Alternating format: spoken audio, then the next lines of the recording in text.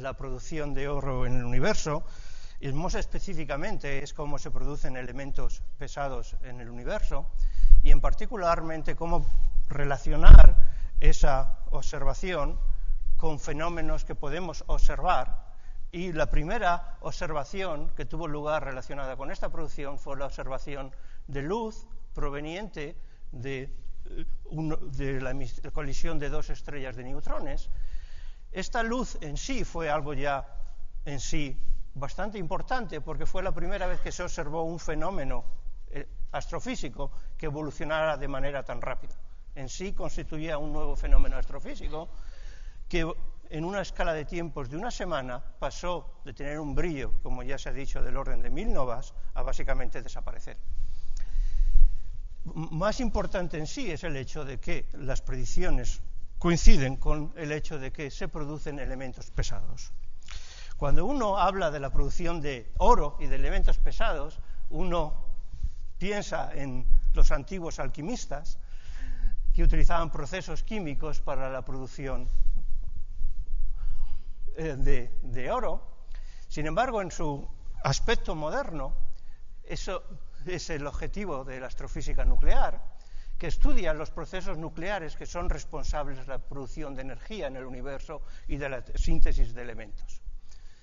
Estos procesos ocurren, el equivalente a los hornos de los antiguos alquimistas, sustituyen las estrellas, y los procesos químicos en este caso son procesos nucleares, con lo cual la estructura del núcleo, el número de protones y neutrones que constituyen ese núcleo, juega un papel fundamental en entender cuáles son los núcleos que se producen.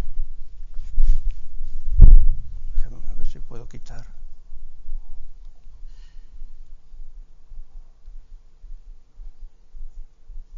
No. Ok, ha desaparecido. Por otro lado, la observación que ya ha mencionado Adolfo, el hecho de que en agosto de 2017 pudimos observar ondas gravitatorias, constituye una gran revelación del cosmos. Como ya he dicho, fue la primera vez que fuimos capaces de detectar ondas gravitatorias procedentes de la colisión de dos estrellas de neutrones. Fue también la primera evidencia de la producción de oro en el universo, en el material que fue eyectado, y al mismo tiempo fue la primera detección de una emisión electromagnética que se denomina kilonova, que obtiene su energía de la desintegración radiactiva del material que se produce en la estrella. Y estos son los aspectos que cubriré en la charla. El esquema de la charla, comenzaré con una introducción a la nucleosíntesis. Fruto de esta introducción veremos que un aspecto fundamental para producir elementos pesados es tener material muy rico en neutrones. Y obviamente estrellas de neutrones constituyen una gran fuente de neutrones, pues entonces discutiremos la formación de esta estrella de neutrones. Estas estrellas de neutrones pueden aparecer en sistemas binarios, y debido a la emisión de estas ondas gravitatorias, estos sistemas binarios son inestables y en algún momento colisionarán. Durante esta colisión, el material es eyectado, donde se produce esta nucleosíntesis. Discutiré cómo esta nucleosíntesis tiene lugar, y la señal electromagnética está asociada, que es una kilonova, y finalmente concluiré. Obviamente, si uno quiere discutir cuál es la producción de elementos pesados, uno tiene necesariamente tener una referencia y saber cuáles son las proporciones en las que estos elementos aparecen. La mejor referencia que conocemos es lo que se llama abundancias en el sistema solar, es decir, cuál es la proporción en la que los diferentes isótopos aparecen en nuestro sistema solar. Y esto es lo que se representa en esta curva. Esta información se obtiene del estudio de espectros tanto de nuestro Sol como de la observación de meteoritos, que nos permite entender cómo es la proporción a lo largo del sistema solar. Si miramos elementos ligeros, sabemos que tanto hidrógeno como helio fueron producidos en el Big Bang. Elementos intermedios hasta el hierro son producidos durante la evolución y explosión de las estrellas, explosiones como supernova. Y elementos más pesados son producidos por lo que se denominan el proceso S y el proceso R, que ambos se caracterizan por corresponder a una captura de neutrones, y discutiré más adelante cómo tienen lugar. Pero es importante también saber que lo que observamos en el sistema solar es una foto de lo que observamos en un particular momento en la evolución de la galaxia, y también en un lugar particular que es nuestro sistema solar se forma. En esta figura lo que muestra es, en la parte de arriba, muestra el espectro que obtienen, astrónomos son capaces de medir en el caso del Sol. Pero podemos ver también estrellas que son mucho más pobres en metales, tienen un contenido de metales mucho menor que nuestro Sol.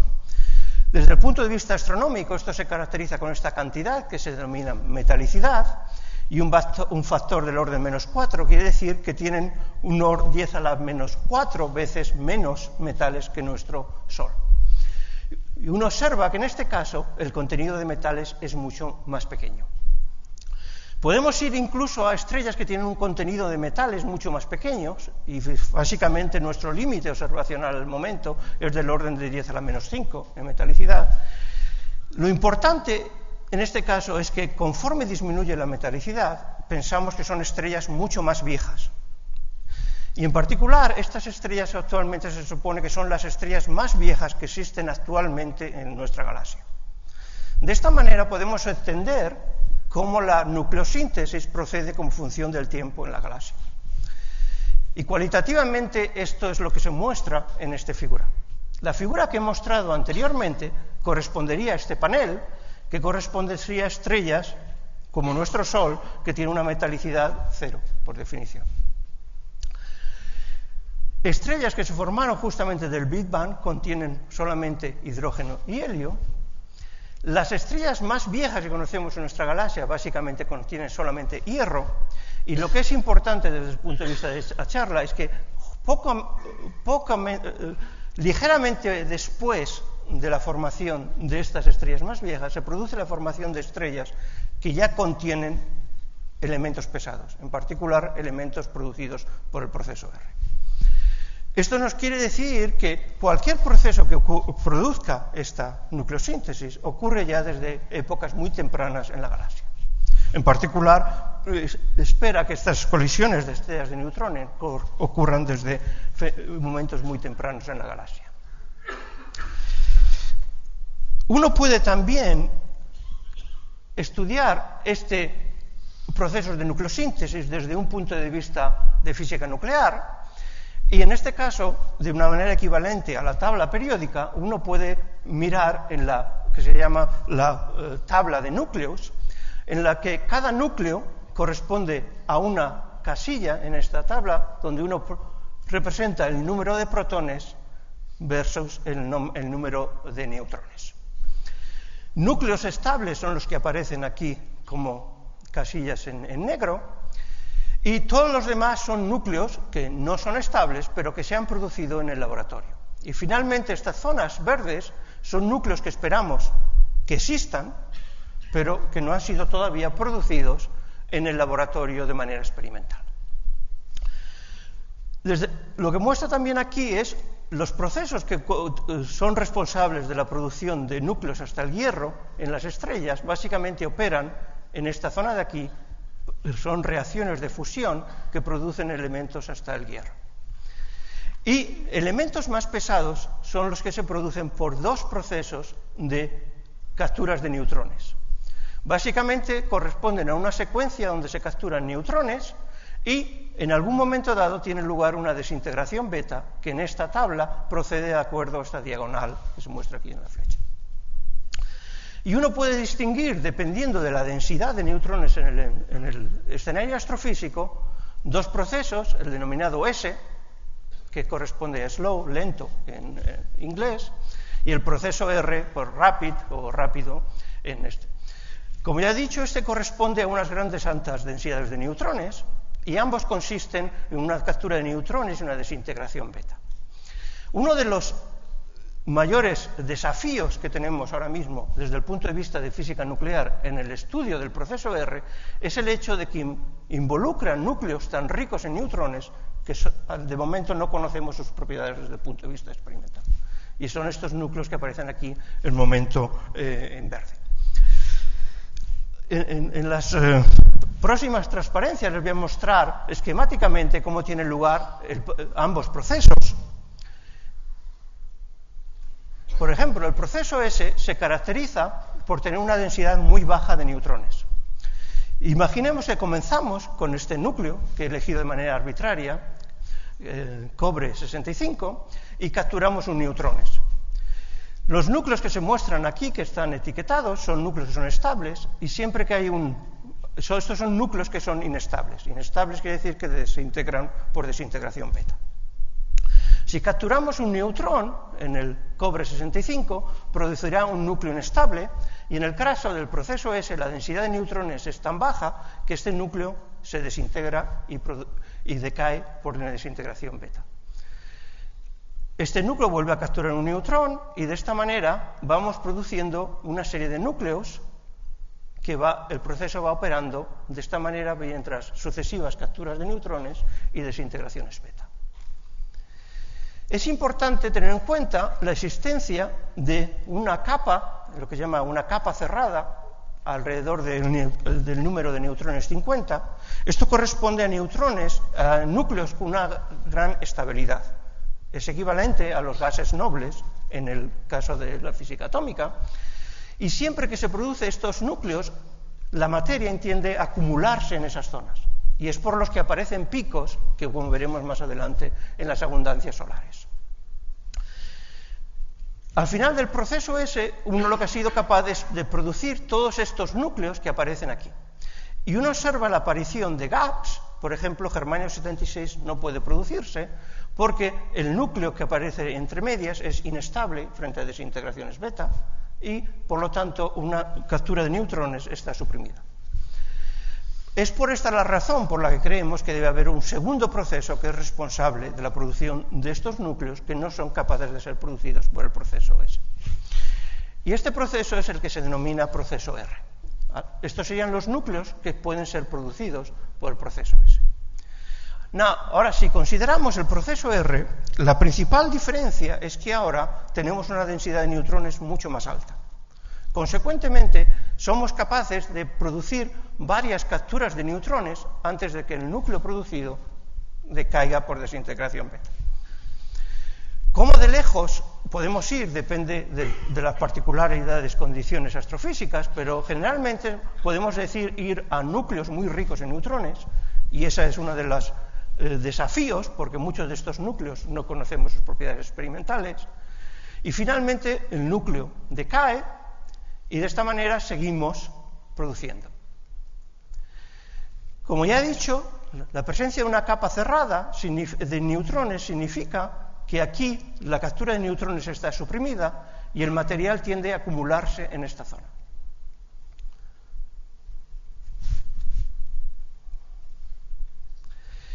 Entonces, al final del proceso R, lo que hemos hecho es producir toda una serie de núcleos que son inestables. Todos estos núcleos tienen que desintegrarse y decaer a la estabilidad. Y es precisamente esa desintegración lo que es importante desde el punto de vista observacional, porque libera energía que podemos observar. Una vez que se desintegran, producen toda una serie de núcleos, y en particular produce los núcleos que no hemos sido capaces de producir en el proceso S. Si uno compara con las observaciones en el Sol, esta existencia de dos procesos y la existencia de una capa cerrada alrededor de n igual a 50, 82 y 126 es responsable de explicar las abundancias, en particular los picos en las abundancias que observamos en el sistema solar. En particular, uno observa una abundancia, por ejemplo, en platino y oro, que son elementos que son producidos por el proceso R, y el hecho de que los picos aparecen de uno respecto a otro desplazados está relacionado con el hecho que son producidos por el mismo número de neutrones, pero por un número de protones mucho mayor en el caso del proceso S que en el caso del proceso R. Y es por eso porque el número de masa, la suma de neutrones y protones, es diferente en ambos casos.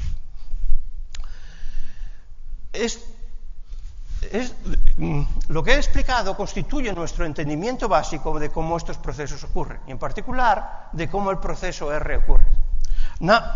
Lo que no explica es en cuál es el escenario astrofísico en el que tiene lugar. Pero obviamente es capaz de producir constraints en las condiciones que debe cumplir ese escenario astrofísico, y en particular requiere altas densidades de neutrones. Y es por lo que uno piensa en estrellas de neutrones como uno de los objetivos, escenarios, donde este material puede ser producido. ¿Dónde se producen las estrellas de neutrones? Actualmente pensamos que las estrellas de neutrones se producen en explosiones de supernova. Y unas estrellas de neutrones tienen lugar al final de estas explosiones de supernova, tienen lugar al final de evolución de estrellas masivas, típicamente estrellas con una masa del orden de 8 masas solares o mayor. Por ejemplo, lo que muestra aquí esta figura es la famosa nebulosa del Cangrejo, donde sabemos de la existencia de una estrella de neutrones en el centro, y el material este que vemos alrededor fue material que fue eyectado durante la explosión de neutrones. Y en particularmente se piensa que estas explosiones son los mayores productores de carbono, oxígeno y hierro en el universo. Obviamente son fundamentales desde el punto de vista, porque se produce carbono y oxígeno, se produce también hierro, pero actualmente pensamos que la producción de elementos pesados en estas explosiones, me refiero a elementos más pesados que el hierro, es prácticamente despreciable. Y es por el hecho de que las colisiones de estrellas-neutrones son mucho más favorables. Pero, sin embargo, un aspecto que es importante desde el punto de vista de la nucleosíntesis y desde el punto de vista de las consecuencias observacionales en el caso de supernova, es el hecho de que si queremos buscar una evidencia observacional de la nucleosíntesis, debemos buscar algo que nos indique que ha habido una nucleosíntesis. Y en el caso de supernova, esperamos que sean grandes productores de níquel 56. Níquel 56 se caracteriza por tener una vida media de 6 días, decae a cobalto 56 y en una escala de tiempo de alrededor de 80 días decae a hierro 56, que es el principal producto de estas explosiones desde el punto de vista del hierro. Esto es importante, como muestra este esquema, porque cuando cobalto 56 decae, se convierte en superhierro 56, y esta desintegración produce rayos gamma que calientan el medio y producen una emisión electromagnética. Y esta emisión electromagnética es la que observamos cuando vemos una explosión de supernova. Y la escala de tiempo en la que esta emisión ocurre, aquí es el caso, por ejemplo, para la supernova 1987A, es una escala de tiempo del orden de 100 días que corresponden con la vida media del cobalto 56. Esto es lo que estudiando este tipo de explosiones, por ejemplo, estos son datos verdaderamente científicos de la luminosidad en el caso de la supernova 87, somos capaces de determinar cuánto cobalto 56 se ha producido. Y en este caso, por ejemplo, debemos determinar que se produjo del orden de 0.07 masas solares de cobalto 56. Obviamente, el objetivo en el caso del proceso R es ser capaces de hacer esencialmente lo mismo. Y eso es la analogía en este caso es en el caso de kilonova. Pero antes de entrar en los aspectos de nucleosíntesis, quería decir unas palabras sobre estrellas de neutrones. Básicamente, una estrella de neutrón, mientras que un núcleo atómico contiene del orden de un centenar de neutrones y protones, una estrella de neutrones se caracteriza por tener una densidad similar a la del núcleo atómico, del orden de 10 a la 14 gramos por centímetro cúbico. Esta densidad probablemente no significa gran cosa para muchos de ustedes, pero básicamente un gramo por centímetro cúbico es la densidad del agua. Por lo tanto, son 14 veces la densidad del agua.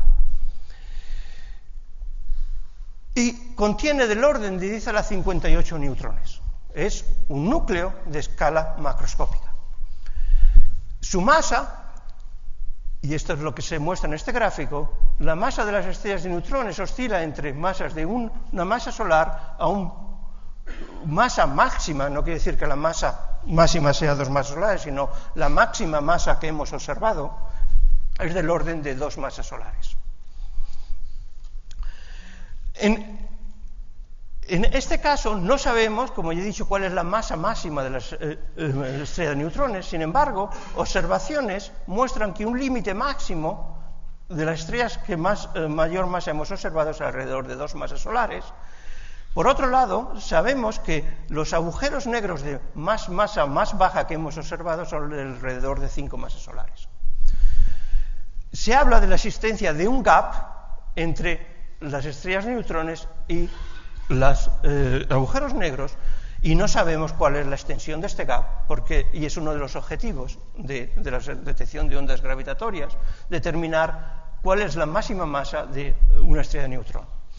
En particular, lo que se muestra aquí en este gráfico es si tenemos la colisión de 2 estrellas de neutrones, y estas son las masas de las 2 estrellas de neutrones que colisionaron en el agosto de 2017, podemos producir un sistema mucho más masivo, y es importante saber cuál es la evolución final de este objeto, porque nos podemos aprender sobre la masa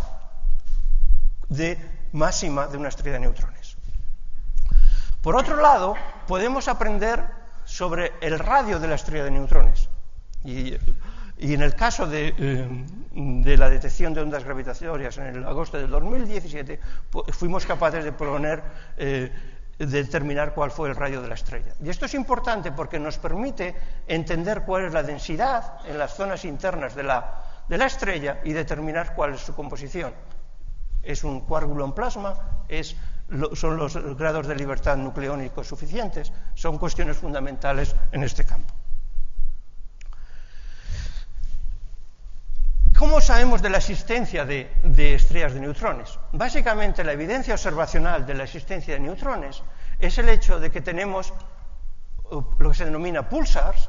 Un pulsar no es otra cosa que una estrella de neutrones que rota.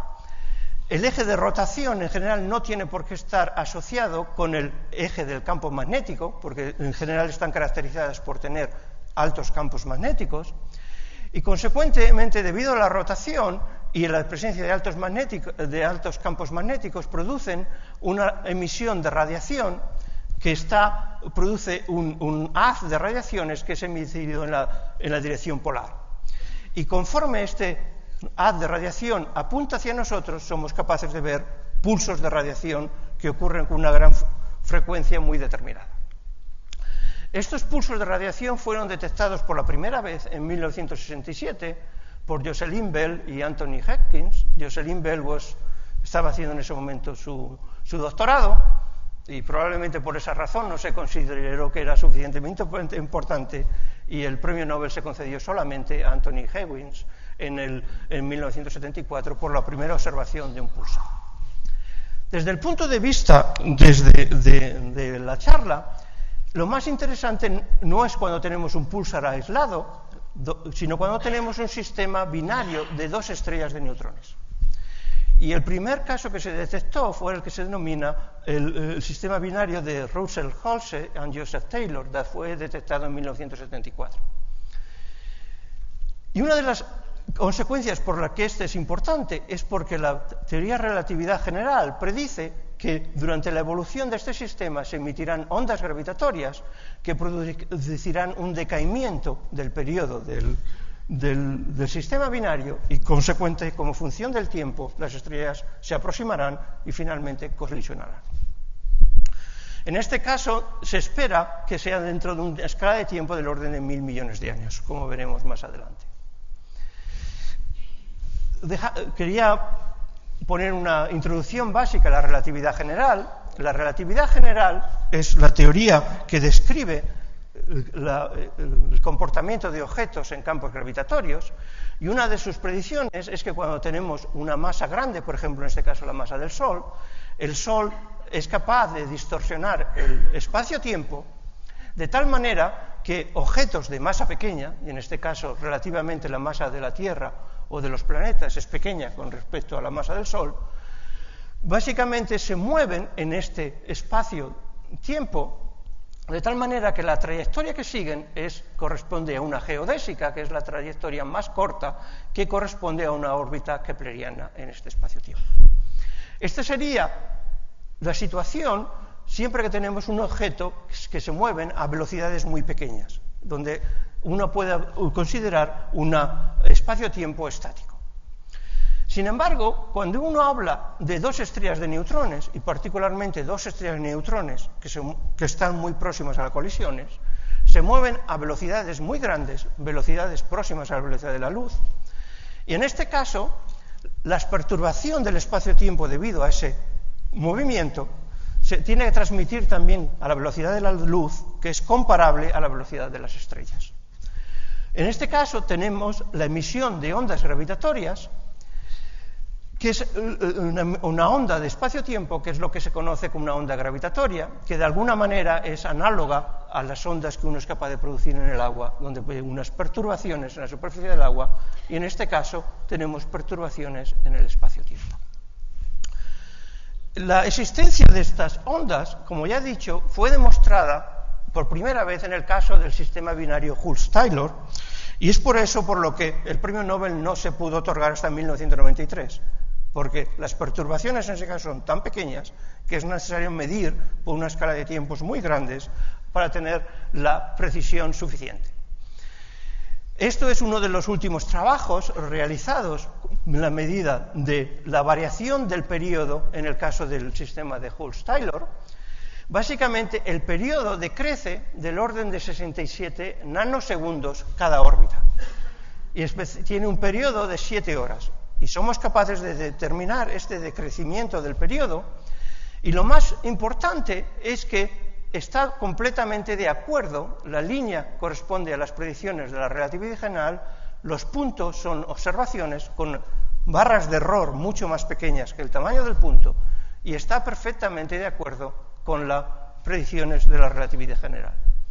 Y estas predicciones predicen que estas dos estrellas de neutrones colisionarán en alrededor de 6.000 millones de años. Obviamente esto es una escala de tiempos muy grande para nosotros, pero ciertamente este no es el único sistema binario en nuestra galaxia, y por otro lado pues somos capaces de observar sistemas binarios que existen a unas distancias mucho más, en otras galaxias a distancias más grandes.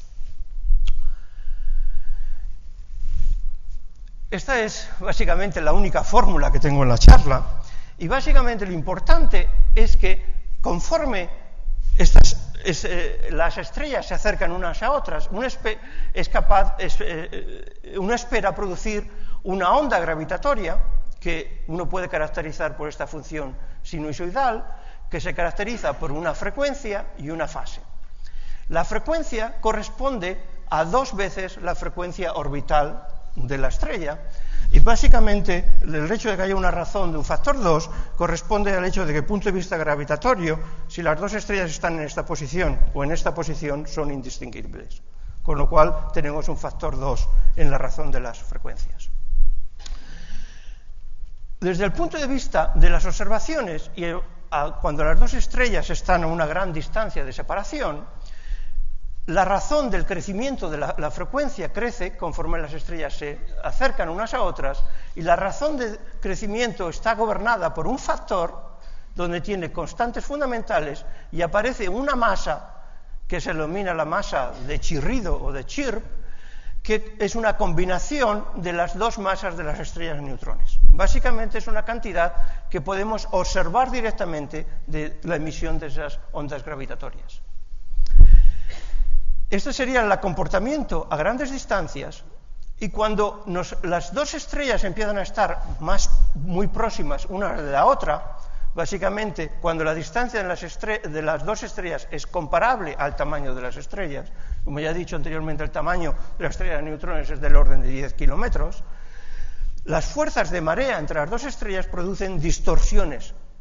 Y estas distorsiones son capaces de medirla, y lo más importante es que estas distorsiones nos proporcionan información no solamente de la masa, sino también del radio de la estrella y de la ecuación de estado que gobierna las estrellas de neutrones.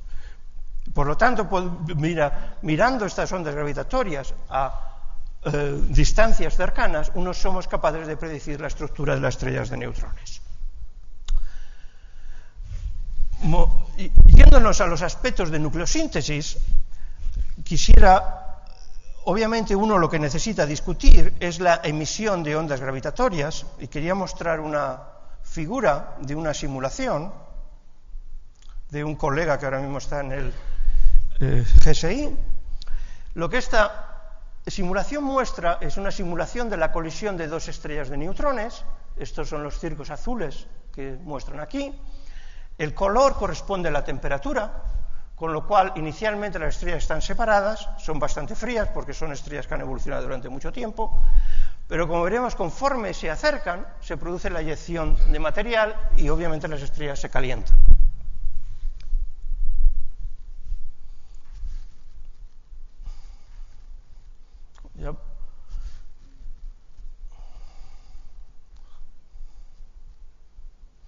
Y también empiezan a observar cómo las estrellas empiezan a ser deformadas debido al campo gravitatorio de una atrayendo a la otra.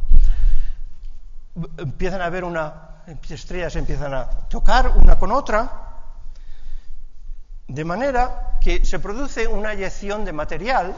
Y lo relevante desde el punto de vista de nucleosíntesis es que haya material que se haya eyectado al medio interestelar. Y hay eyección de material, parte corresponde a estos brazos en espiral, que son material eyectado debido a las fuerzas de marea, pero también hay material eyectado aquí debido a la colisión de las dos estrellas. Y esto ocurre en escalas de tiempo de unos pocos milisegundos. La escala de tiempo, se supone, el sistema físico evoluciona, está mostrada aquí, y son del orden de 10 milisegundos.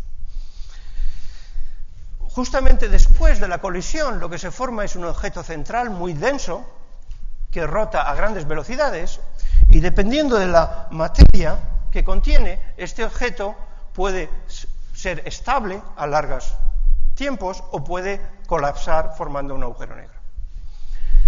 También lo que se espera, y esto se muestra también en esta película, es la creación de un disco de acreción. Parte del material no es eyectado, sino que se queda rodeando este objeto central, formando un disco de acreción.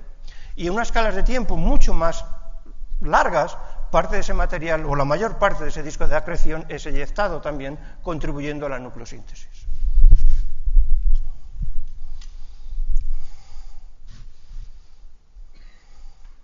Aquí ya se observa que la existencia de un disco de acreción y de un objeto central que posteriormente evolucionará dependiendo de la masa inicial y de la ecuación de estado que se utiliza en la simulación.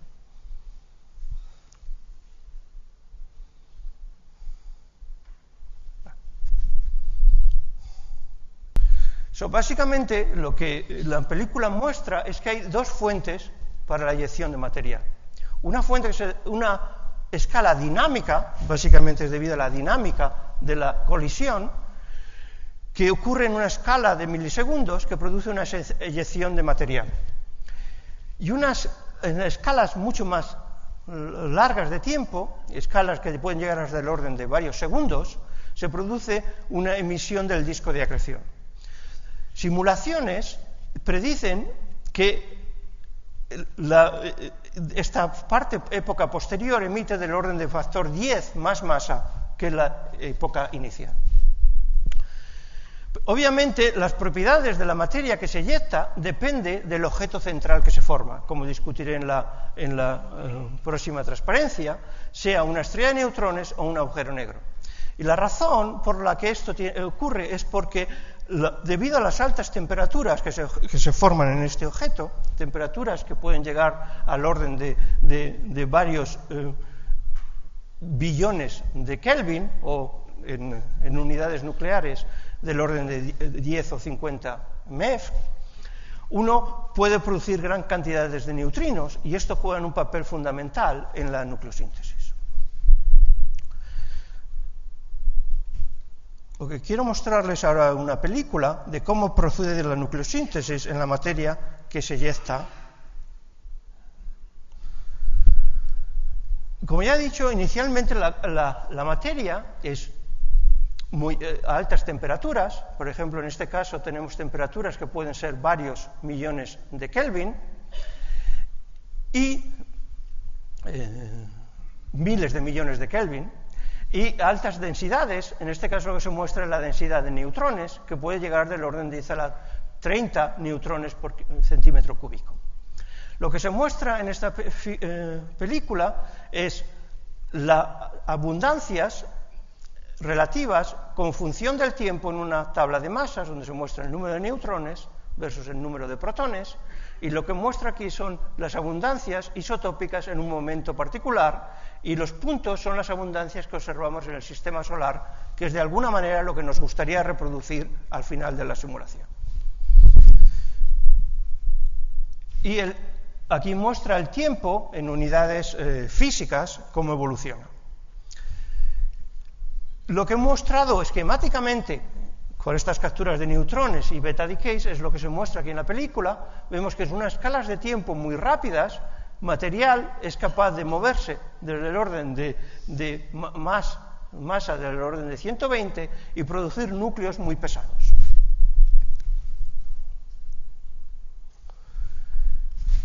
Y básicamente este proceso continúa mientras que hay neutrones disponibles.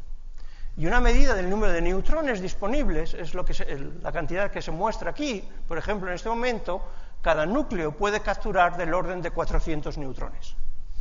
Con lo cual hay una gran cantidad de neutrones disponibles y permite producir núcleos muy pesados. En particular, la producción de núcleos pesados está determinada por cuáles son los núcleos más pesados que son estables frente a fisión. Si producimos un núcleo muy pesado, este núcleo no será estable frente a fisión y decaerá produciendo núcleos más ligeros. En este caso, los núcleos más pesados corresponden a masas alrededor de 280. Pero estas son predicciones teóricas y necesita ser confirmado experimentalmente. Una vez que los neutrones se han agotado, este material, que es muy rico en neutrones, decae principalmente por desintegraciones beta hacia la estabilidad. La estabilidad son estos núcleos que están marcados aquí, que son los núcleos que conocemos aquí en Tierra. Y esta desintegración radiactiva, que dura escalas de tiempo de varios días o años, la que determina la producción de energía que podemos observar de manera electromagnética, similar al caso de supernova con el caso del níquel 56.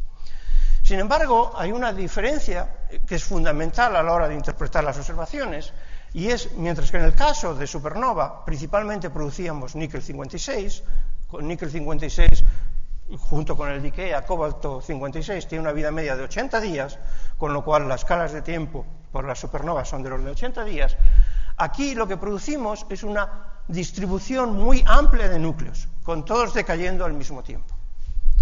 Y esto tiene consecuencias fundamentales para la detección de señales electromagnéticas.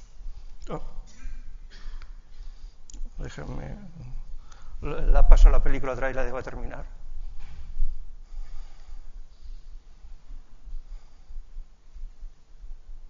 Ya se produce el decaimiento, que obviamente para llegar a la estabilidad se requieren escalas de tiempo de millones de años, que son en las que decaen todos los núcleos a la estabilidad.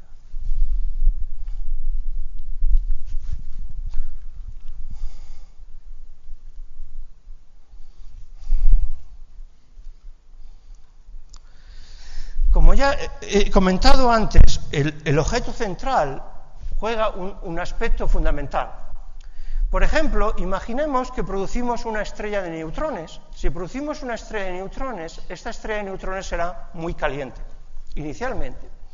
Y la manera a que a estas temperaturas los objetos astrofísicos tienen de enfriarse es vía la emisión de neutrinos, porque son las partículas que menor interacción tienen y son más fáciles de escapar de estas altas densidades. Si producimos gran cantidad de neutrinos, producimos tanto neutrinos como antineutrinos, y estos neutrinos son capaces de interaccionar con la materia que se eyecta y cambiar la composición. Particularmente convierte neutrones en protones y protones en neutrones. Por ejemplo, podemos empezar con una materia que es muy rica en neutrones, porque proviene de la estrella de neutrones, y debido a la interacción con neutrinos, básicamente cambiar totalmente la razón. En particular, simulaciones muestran que si la vida media de esta estrella de neutrones es muy larga, básicamente una produce solamente núcleos ligeros. Y en particularmente no produce lo que se denomina lantánidos, y veremos más adelante por qué la producción de lantánidos es importante. Sin embargo, si esta estrella de neutrones colapsa en tiempos ligeros, en una escala de tiempos corta, en un agujero negro, esperamos que estos flujos de neutrinos desaparecen y básicamente uno conserva material que es muy rico en neutrones y es capaz de producir todos los núcleos que se observan en el sistema solar y en particular producir lantánidos. ¿Y por qué los lantánidos o tierras raras son importantes? Es lo que quiero discutir más adelante.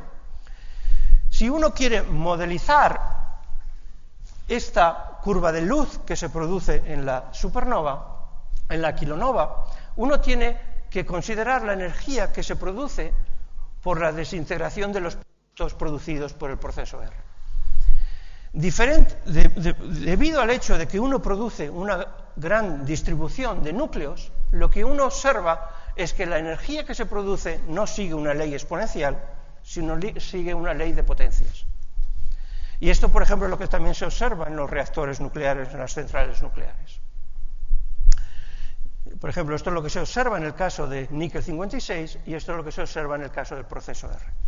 Esto tiene importantes consecuencias porque indica que la emisión de energía ocurre de una manera mucho más rápida y estos señales evolucionarán de una manera mucho más rápida que las señales de supernovas.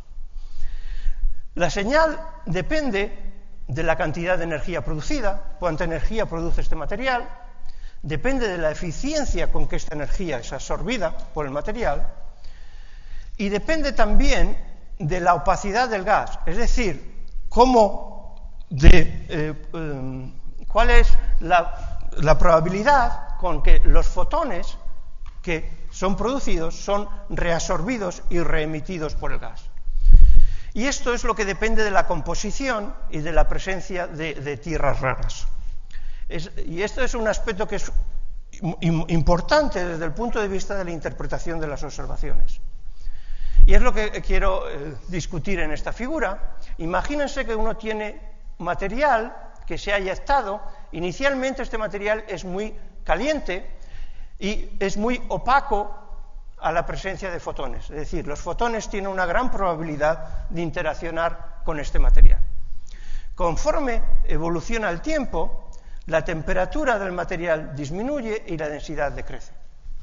Y en este caso llega un momento en que los fotones son capaces de escapar de esta nube y es cuando por primera vez somos capaces de observarlo. La emisión de estos fotones es básicamente térmica y está caracterizada por la temperatura la temperatura de la nube en el momento en que los fotones son capaces de escapar. Si la probabilidad de interaccionar de estos fotones con el material es grande, el material es muy opaco, la emisión ocurre a muy largos tiempos cuando la temperatura es baja y la emisión ocurrirá principalmente en el rojo. Este es el caso cuando el material contiene tierras raras y es una señal de que se han producido elementos pesados por el grupo R. Si la emisión ocurre a épocas muy prontas, la nube será muy caliente y la emisión será principalmente en el azul. Y en este caso nos dice que básicamente no hay tierras raras presentes en esa composición. La razón por la que pongo énfasis en esto es porque es básicamente lo que observamos en el caso en el 2017. Y es la información por la que se basa que hemos producido núcleos por el proceso R. Lo que les he contado hasta ahora es básicamente predicciones que existían antes de la observación. Es por lo que de momento no he puesto mucho énfasis en las observaciones, porque todas estas cosas estaban predecidas antes de la observación. En particular, en el 2010, como ya ha mencionado Adolfo Azcárraga, fuimos capaces de predecir cómo era la emisión, la típica luminosidad esperada de este tipo de objetos. Esperábamos que la luminosidad siguiera un máximo a una escala del orden de unos días y posteriormente a ese máximo decayera siguiendo básicamente una ley de potencias con esta potencia a la menos un tercio, que es básicamente una señal de que proviene de la desintegración radiactiva de los núcleos. El hecho de que es una luminosidad del orden de 10 a la 42 ergios corresponde a la densidad, a la luminosidad de 1000 novas, o al brillo de 1000 novas, y es por lo que esto se denominó una nova. También uno de los desafíos de observar estos objetos es que decaen de una manera muy rápida en escalas de tiempos de unos pocos días, con lo cual uno tiene que ser capaz de observarlo muy pronto para poder seguirlo. La luminosidad también depende de la cantidad de materia que se eyecta, su velocidad y, como ya he dicho, la composición, que determina el color. Y todas estas cantidades las podemos aprender de las observaciones. Ahora lo que quería es mostrarles cómo las observaciones del 2017 confirmaron estas predicciones. Por un lado, quería enseñarle la detección de ondas gravitatorias.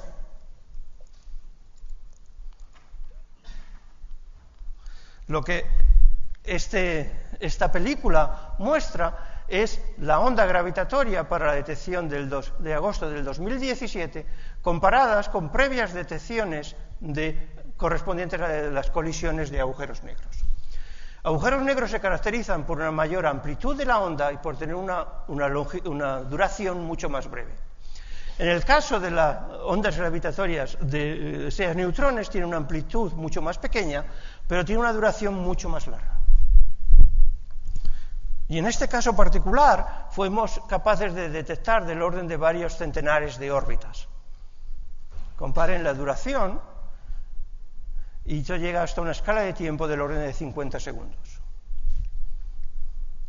Y es solamente al final donde uno se observa este crecimiento de la frecuencia que corresponde al chirp, que caracteriza la masa del objeto que colisiona.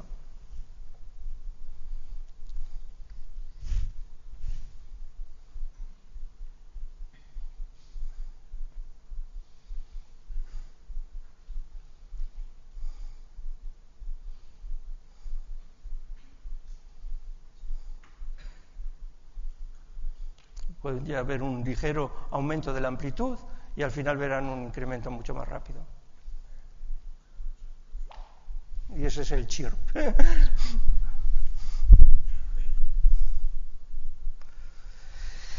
¿Qué es lo que pudimos aprender en este caso particular? Como ya he dicho, fue la primera detección de ondas gravitatorias provenientes de la colisión de estrellas-neutrones. Tuvo lugar el 17 de agosto del 2017. Fue detectada, por tanto, por el LIGO Virgo Detectors, y básicamente lo que muestra esta gráfica es el aumento de la frecuencia, que coincide, una muy buena aproximación, con la fórmula que he mostrado anteriormente. De este aumento de frecuencia uno determina lo que se llama la masa del chirp, que es una buena aproximación a la masa del sistema, y estima que es del orden de 1.2 masas solares. Uno estima también que la masa total de las dos estrellas es del orden de 2.7 masas solares, y también es capaz de determinar, dentro de una banda de error mucho mayor, la masa de la estrella primaria del orden de 1.36 masas solares y la masa de la secundaria, que es ligeramente más pequeña. Importante aquí es que la masa total es suficientemente larga como para esperar que este objeto, una escala de tiempo suficientemente corta, colapsó a un agujero negro. Y esto coincide, como veremos más adelante, con las predicciones de la señal electromagnética. El radio de esta estrella de neutrones se ha estimado del orden de entre 8,9 y 13 kilómetros, Y la distancia corresponde a 130 millones de años luz, que serían 40 megaparsecs. En este caso, aunque parezca que la distancia es muy larga, en realidad es suficientemente corta o cercana como para poder, bueno, esto es lo que muestra como para tener una localización en el cielo suficientemente precisa. Y esto es un aspecto fundamental para observar kilonovas. Si la detección de kilonova ocurre a una suficientemente cercana, la zona del cielo que los telescopios necesitan escanear hasta encontrar la señal visible es suficientemente pequeña para que se pueda encontrar en la escala de tiempos en que este objeto es brillante. Si ocurre a unas mayores distancias, la zona del cielo es mucho más amplia y básicamente no somos capaces de encontrarla. Y eso es básicamente lo que ha ocurrido durante la operación del detector LIGO en Virgo, básicamente desde abril del 2019, donde ha estado operando, pero no hemos sido capaces de detectar todavía ningún candidato equivalente a esta kilonova. En este caso, la kilonova se observó en la galaxia en GC 4993, en la constelación de Hidra, y básicamente fue detectada 11 horas después de la detección de ondas gravitatorias. Lo que muestro aquí, y otra vez muestro la película aparte, porque lo que esta película muestra es la evolución de la luminosidad como función del tiempo. Lo que ves aquí es la emisión de la estrella como función del tiempo, y aquí observan el espectro. Y básicamente lo que van a observar es la presencia de dos componentes, un pico en estas longitudes de onda que corresponde a la emisión en el azul, y posteriormente aparecerá otro pico a frecuencias más altas que corresponde a la emisión en el rojo. Y nos da la indicación de la existencia de dos componentes o dos fuentes de eyección de material que corresponden a emisión en el azul y en el rojo. Aquí ven a escalas de tiempo del orden de 3 días, la emisión tanto de la componente azul como la roja son equivalentes, y el objeto sigue siendo azul, pero posteriormente verás que el objeto se empieza a tornar rojo. Obviamente mucho más, un brillo mucho menor. En este momento ya sigue siendo rojo. Y finalmente llega a ser mucho más rojo, pero un brillo mucho menor.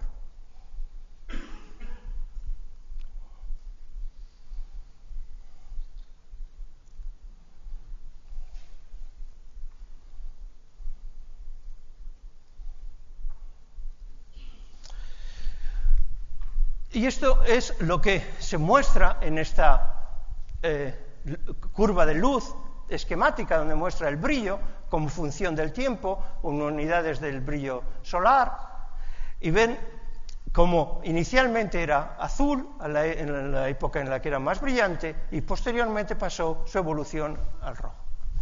Y aquí está comparado con nuestras predicciones del año 2010, y como pueden ver está bastante de acuerdo con nuestras predicciones que hicimos en el año 2010. Básicamente lo que uno aprende de esta observación es que la evolución temporal concuerda con las predicciones de desintegración radiactiva, y es lo que nos permite concluir que fue debida a la producción de elementos más pesados que el hierro. Por otro lado, como muestra la película que he mostrado anteriormente, consiste de dos componentes, una que es azul, que está dominada por elementos ligeros, con un número másico menor que el 50, y una roja que debido a la presencia de lantánidos o tierras raras, y esto es la mayor evidencia de que hemos producido elementos más pesados elementos pesados, en particular la producción de oro, platino y uranio. Pero como quisiera resaltar que no tenemos evidencia exacta de que hemos producido exactamente oro, exactamente platino o uranio, principalmente nuestra evidencia corresponde de que el color es consistente con la producción de esos elementos. Para poner un sumario de las observaciones, básicamente es lo que se muestra en este esquema. tenemos la colisión de dos estrellas de neutrones que producen una estrella supermasiva. Esta estrella neutrones supermasiva vive por una escala de tiempos del orden de 100 milisegundos y durante ese tiempo se produce una gran emisión de neutrinos que básicamente afectan el material que se eyecta en esta zona en los polos. Este material es el responsable de la emisión azul que observamos a escalas de tiempos iniciales. A escalas de tiempo más largas, esta estrella de neutrones colapsa en un agujero negro y material eyectado por estos discos de acreción es responsable de la producción de la emisión roja y en particular es responsable de la producción de elementos pesados como oro y uranio. Básicamente por comparación de modelos con las observaciones, uno predice que el orden de 0.06 masas solares son eyectadas y si uno asume que son en proporciones solares, uno espera que se eyecten del orden de 10 masas terrestres de oro, 50 masas terrestres de platino y del orden de 5 masas de uranio. Obviamente, si uno está allí en esas condiciones, el precio del oro sería bastante barato. Bueno, uno puede especular qué esperaríamos del futuro. Obviamente lo que esperaríamos es ser capaces también de observar un evento que todavía no hemos observado, que sería la colisión de una estrella de neutrones y un agujero negro. De momento ha habido varios candidatos que han sido reportados por LIGO, pero uno del aspecto desde el punto de vista de la observación de señales electromagnéticas de estos objetos es que uno, desde simulaciones teóricas, predicen que la emisión de materia ocurrirá solamente en circunstancias muy particulares y la mayor parte de estas colisiones básicamente no eyectarán materia. Con lo cual, las posibilidades de observar una señal electromagnética en este caso son bastante reducidas. Obviamente uno esperaría ser capaz de detectar la señal gravitatoria después de la colisión. En el caso de esta colisión de estrella de neutrones, solo fuimos capaces de detectar la señal gravitatoria hasta el momento de la colisión. Pero detectores más avanzados que LIGO y Virgo podrán detectar señales gravitatorias provenientes de este objeto central y podremos entender propiedades de la ecuación de estado a altas densidades, la masa máxima de la estrella de neutrones y también ver en ondas gravitatorias la formación del agujero negro. De momento, la única evidencia que tenemos de que se formó un agujero negro es la existencia de emisión roja, que es consistente con el hecho de que el flujo de neutrinos fue mucho menor en épocas anteriores. Obviamente esperamos tener más observaciones de kilonova, con lo cual queremos aprender sobre la variabilidad de este tipo de objetos. Esperamos que dependiendo del punto de vista de la que lo observamos pueden variar y también esperamos tener, debido a estas observaciones, evidencia directa de la producción de elementos particulares. De momento solamente tenemos evidencia debido al color, que está relacionado con la producción de tierras raras. En orden, para mejorar nuestros modelos, lo que necesitamos es mejorar el conocimiento de las propiedades de los núcleos ricos en neutrones y para eso necesitamos nuevas instalaciones experimentales y dado que vengo de Darmstadt no puedo evitar hacer un poco de advertisement de la nueva facility que estamos construyendo allí, FER.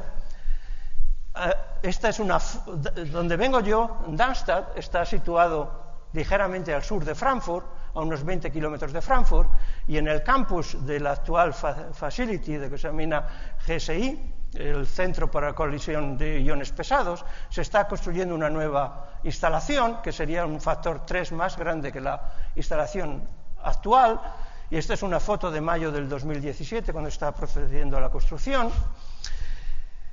Un esquema de esta facility se muestra aquí, de esta instalación, y constituye un nuevo complejo conjunto de aceleradores, donde el objetivo, a diferencia del CERN, es aquí, mientras que el CERN el objetivo es ir a altas energías, aquí lo que se persigue es altas intensidades en los haces, que son necesarias para estudiar la materia a altas densidades, por ejemplo, cómo se producen las colisiones de estrellas de neutrones, y también para producir núcleos muy ricos en neutrones, como los que aparecen durante el proceso de Rein, la nucleosíntesis en kilonovas. Para finalizar, FAIR es una facility internacional que está gobernada por una convención internacional que incluye 9 miembros y 1 asociados, que son los que se muestran aquí en naranja, pero incluye científicos de todo el mundo, con más de 200 instituciones en 53 países, incluyendo muchos científicos de España que participan en la construcción de detectores y también empresas que ya han ganado contratos para la construcción de, por ejemplo, imanes superconductores para los aceleradores. Esta instalación se espera que entre en funcionamiento en el 2025 y esta sería una foto del campus como se espera que sea en el momento de construcción. Y aquí me despido y muchas gracias por su atención.